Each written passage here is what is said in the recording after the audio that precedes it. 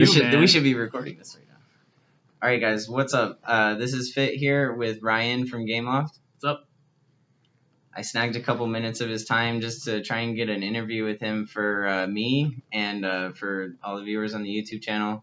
And so I think our main questions are going to be about Heroes of Order and Chaos. Sure. I hope I can tackle some of them. I might have some answers. I might not. We'll see. All right. Let's dive into it, I guess, huh? So I'm going to look for the ones that have some answers here. I guess that's the key. Yeah.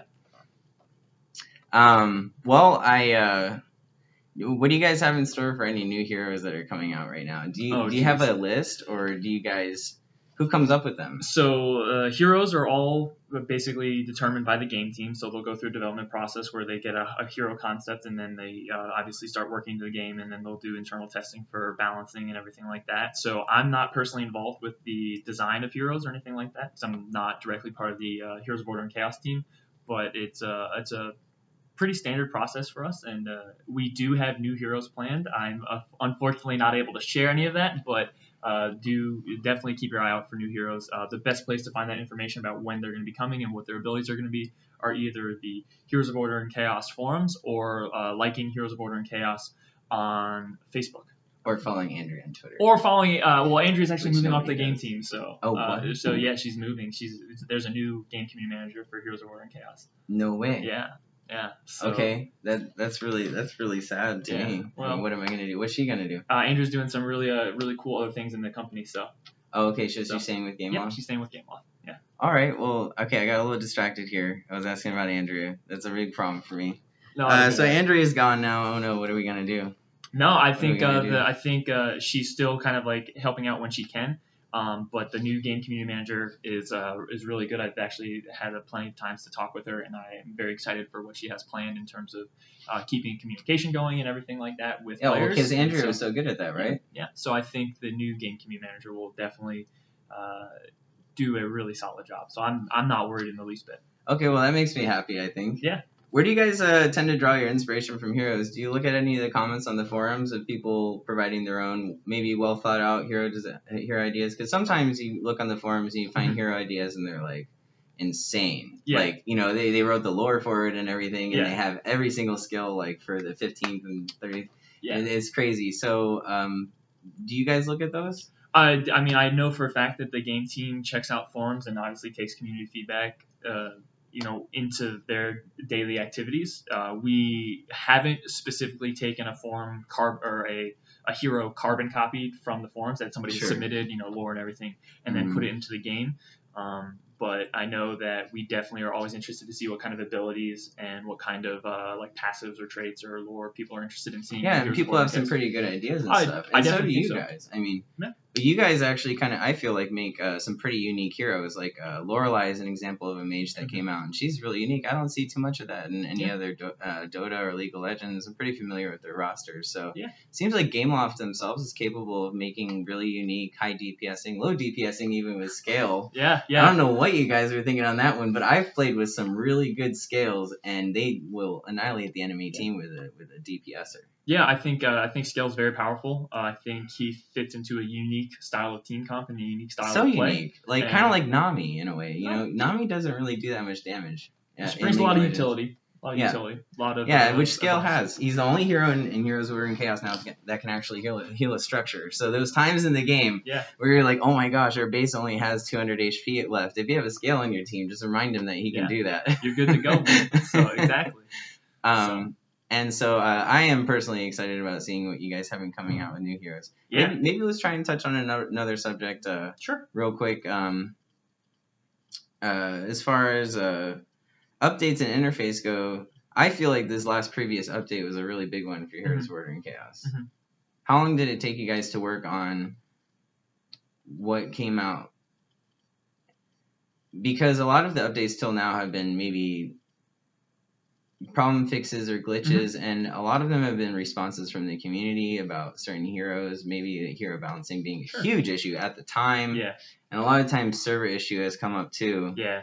But, what about this last previous update? What do you think about it? I mean, I think it was definitely really big for us. Adding ranked, for one, with picks and bans was really big in terms of trying to get Heroes of Order and Chaos on another competitive level. I really like that. Yeah, I know I was happy. I'm just happy that it's there. Yeah. Because then you can eliminate whoever is destroying you at the time. Yeah. So I mean, some people have really enjoyed it. Some people have had some criticism of it. And I think both sides are valid. So as like a game developer, we have to sit there and figure out, okay, how can we either improve the process or how can we improve the feature?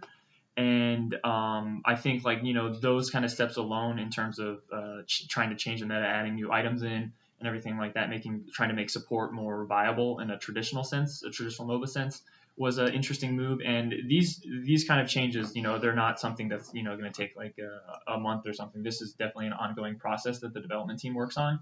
And so when you get a big update like that, it's gonna the update is gonna have a longer development timeline. So the HOC team definitely invested a fair amount of time in this update, and I mean, I think it's a step in the right direction. I'm really excited to see. I think it was great work. Yeah, I think I'm really excited to see how we build on this now. How we keep improving competitive play. Okay, so you yourself agree that you think that there's a lot of other things that it's kind of like every single time you come up with an update, it's like you just release a new game, or like the whole game has been born.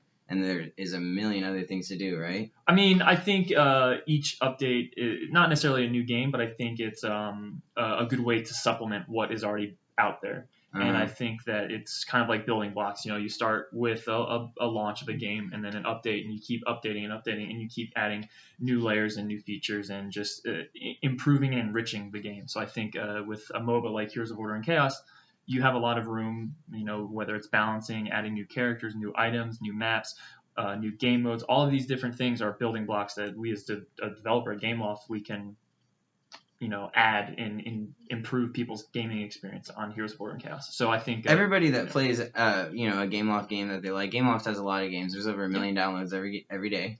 I can't verify that. It's on the Gameloft website. There you go. All right. But everybody has their own games that they like, and of course everybody wants Gameloft to make their game better. Do you guys prioritize Heroes of Order and Chaos right now? Is there a reason that you do? We it's not that we pick one game over another game. We have dedicated teams for each of our games, mm-hmm. and it just basically boils down to like we have an HOC team, and they're working specifically on that. So when it's not that we're prioritizing HOC over any of our other games in our catalog. It's their creation, and it's their job to they do own their it. best. It's their project. Okay. Yeah, so we definitely value all of our games. We're not putting one at the end of the totem pole or anything like that. Okay. So, yep. But you guys are happy about the success you've seen from Heroes of Order and Chaos? And definitely. Maybe the community or the friendships that have arisen out of it? I think so. I think HOC is a really great community, very tight-knit, and I think that it's what you expect from a MOBA. You see a lot of theory crafting, high-level play. You see a lot of play just for fun, and you get a really good community out of it. So definitely, from a community management perspective, it's been awesome to see. And I mean, HOC was out before I joined Gameloft, and I hope that whatever I end up doing, HOC keeps going strong. So it's very exciting. Yeah, I feel that way too. I want to see HOC in that direction. And so let's, I think I've seen 1 million questions from my viewers and people that have come to my YouTube channel or even Twitch that they would love for me to ask Ryan right now, and it's probably not coming to my head. And I just see all these questions that you guys have. But let's go ahead and put all the questions aside of if we're going to nerf Inkwee or if, they're going to come out with a new map or if any of this. I just want to ask Ryan one question, how do you feel about the future of HOC? Do you think that is going to continue growing, and do you think that, what do you think? I definitely think that it's going to continue growing. I have very high expectations for what the Heroes of Order and Chaos team has planned, and just what Gameloft in general has planned for HOC. I think that we definitely are throwing a lot of support behind it. It's a great mobile game. It's one of our great games in our catalog that's been going strong for over 1.5 years. So over 1.5 years now. I think we just celebrated our 2-year anniversary. Yeah. So in November. Yeah. So I mean, for me, that is the sign of a game that is kind of built to last. So I definitely have high expectations for Heroes of Order and Chaos. I as well. All right, guys. So we're gonna go ahead and wrap up this interview. Not because I don't have more I want to talk to Ryan about, but simply because he has some things to do, and I really want to get this video out to you guys. I will see you guys shortly. I have another content video coming out this week. Probably another vlog. This technically isn't a vlog.